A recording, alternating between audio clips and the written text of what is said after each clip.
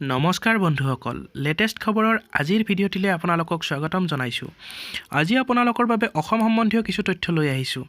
বন্ধুসকল, আপোনালোকলৈ প্ৰথমতে এটা অনুৰোধ, আমাৰ ভিডিঅ'টো চাই যদি ভাল পায় এটা লাইক কৰিবলৈ নাপাহৰিব, লগতে আমাৰ চেনেলটো ছাবস্ক্ৰাইব কৰিব আৰু বেল আইকনটো প্ৰেছ কৰিব যাতে আমাৰ ভিডিঅ'সমূহ সৰ্বপ্ৰথমে আপোনালোকে লাভ কৰে।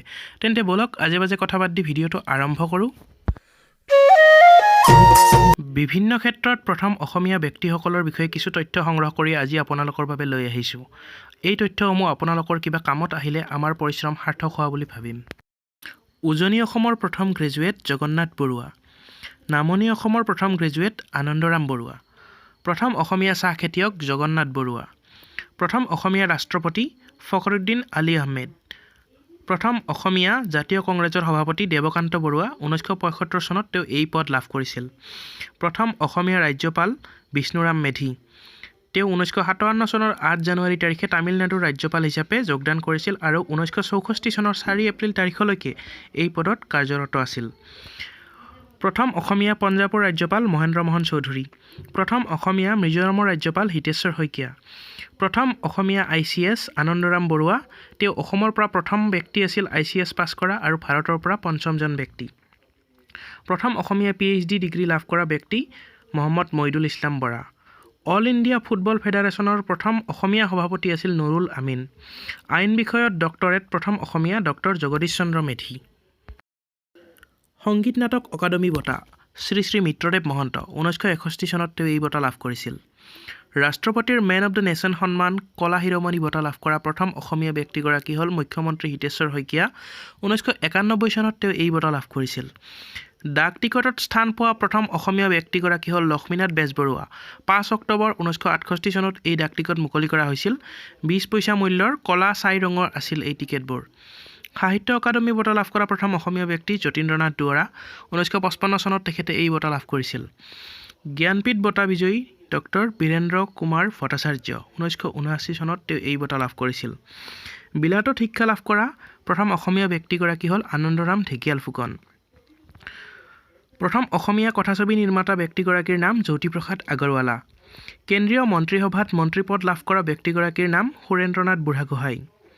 লণ্ডন বিশ্ববিদ্যালয়ৰ পৰা ডিলিট উপাধি লাভ কৰা ব্যক্তিগৰাকী হ'ল ডক্টৰ সূৰ্যকুমাৰ ভূঞা। বিলাতত ইঞ্জিনিয়াৰিং পাছ কৰা ব্যক্তিগৰাকীৰ নাম বলি নাৰায়ণ বৰা। ভাষাতত্ত্বৰ ডক্টৰেট ডক্টৰ বাণীকান্ত কাকতি। ভাৰতৰ উচ্চতম ন্যায়ালয়ৰ বিচাৰপতি হলিৰাম ডেকা 3 জানুৱাৰী 1961 চন। গুৱাহাটী বিশ্ববিদ্যালয়ৰ উপাচাৰ্য প্ৰথম অসমীয়া ব্যক্তি কৃষ্ণকান্ত সন্দিকৈ। 1948 চন। অসমৰ বাহিৰৰ ভাৰতবৰ্ষৰ বিশ্ববিদ্যালয়ৰ উপাচাৰ্য শৰৎ কুমাৰ দত্ত। এওঁ কুৰুক্ষেত্ৰ বিশ্ববিদ্যালয়ৰ উপাচাৰ্য আছিল। মেডিকেল ছাৰ্ভিচ পাছ কৰ্ণেল শিৱৰাম বৰুৱা। মন্ত্ৰীসভাৰ সদস্য সুৰেন্দ্ৰনাথ বুঢ়াগোহাঁই। স্বাধীন অসমৰ মুখ্যমন্ত্ৰী গোপীনাথ বৰদলৈ। কুমেৰু মহাদেশত ভৰি দিয়া বিজ্ঞানী ৰাঘৱ চন্দ্ৰ ডেকা। 25 নৱেম্বৰ 1987 চন। গুৱাহাটী বিশ্ববিদ্যালয়ৰ প্ৰথম ডক্টৰেট ডক্টৰ সত্যনাথ গোস্বামী আৰু ডক্টৰ মহেশ্বৰ নেওগ।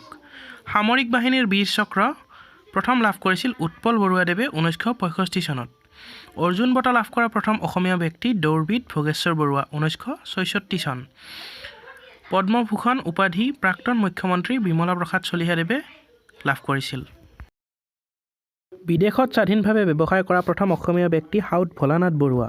পানী জাহাজ ক্ৰয় কৰা অসমীয়া ব্যক্তি মাণিক চন্দ্ৰ বৰুৱা। কথাছবিৰ পৰিচালক প্ৰমথেশ বৰুৱা। বিমান প্ৰশিক্ষণপ্ৰাপ্ত প্ৰথম অসমীয়া মহানন্দ দাস। বিহাৰৰ ৰাজ্যপাল দেৱকান্ত বৰুৱা। ভাৰতীয় চলচ্চিত্ৰত সৰ্বপ্ৰথম সংগীত পৰিচালকৰ সন্মান লাভ কৰা অসমীয়া ব্যক্তিগৰাকী হ'ল ডক্টৰ ভূপেন হাজৰিকা। 1975 চনত তেওঁ এই সন্মান লাভ কৰিছিল চামেলি মেমচাব বোলছবিখনৰ বাবে। অসমীয়া টাইপৰাইটাৰৰ আৱিষ্কাৰক হৰিপ্ৰসাদ বৰুৱা। অসমীয়া শ্বৰ্ট হেণ্ড ফণী শৰ্মা। চৰকাৰী হাইস্কুলৰ হেডমাষ্টৰ প্ৰথম কেশৱ নাথ ফুকন। ভাৰতীয় বিজ্ঞানী বঁটা লাভ কৰা প্ৰথম অসমীয়া খনীন্দ্ৰ বৰুৱা। 1993 চনত তেওঁ এই বঁটা লাভ কৰিছিল।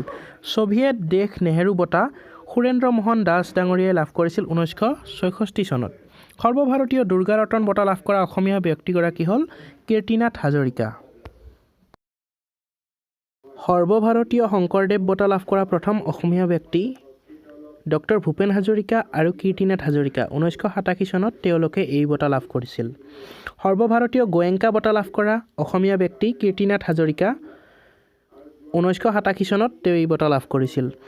কানাডাৰ শ্ৰেষ্ঠ আকোফা বঁটা লাভ কৰা প্ৰথম অসমীয়া ব্যক্তি ডক্টৰ ঈশ্বৰ চন্দ্ৰ চক্ৰৱৰ্তী। কলিকতা প্ৰেছিডেন্সি কলেজৰ পৰা ক্ষেত্ৰমোহন চেটাৰ্জী স্বৰ্ণ পদক লাভ কৰা প্ৰথম অসমীয়া ব্যক্তিগৰাকী হ'ল ডক্টৰ বাণীকান্ত কাকতি। অসম উপত্যকা সাহিত্য বঁটা লাভ কৰা প্ৰথম অসমীয়া ব্যক্তি ডক্টৰ ভৱেন্দ্ৰনাথ শইকীয়া। দাদাচাহেব ফাল্কে বঁটা বিজয়ী প্ৰথম অসমীয়া ব্যক্তি ডক্টৰ ভূপেন হাজৰিকা। তেন্তে বন্ধুসকল, আজিৰ ভিডিঅ'টোত ইমানেই। পুনৰ আপোনালোকৰ বাবে আৰু অধিক তথ্য লৈ অহাৰ চেষ্টা কৰিম আন এটি ভিডিঅ'ৰ যোগেৰে। ভিডিঅ'টো চাই যদি অকণমান হ'লেও লাভ হোৱা বুলি ভাবে বা উপকাৰ হোৱা বুলি ভাবে তেন্তে নিশ্চয়কৈ ভিডিঅ'টো লাইক কৰিব। আৰু কিবা জানিবলগীয়া থাকিলে বা আমাক কিবা জনাবলগীয়া থাকিলে বা আপোনালোকৰ বহুমূলীয়া পৰামৰ্শ থাকিলে আমাক কমেণ্ট বক্সত জনাবলৈ নাপাহৰিব। লগতে আমাৰ চেনেলটো ছাবস্ক্ৰাইব কৰিব আৰু বেল আইকনটো নিশ্চয়কৈ প্ৰেছ কৰিব যাতে আমাৰ ভিডিঅ' লগে লগে আপোনালোকে পাই যায়। ঠিক আছে বন্ধুসকল, আজিলৈ ধন্যবাদ। জয় আই অসম।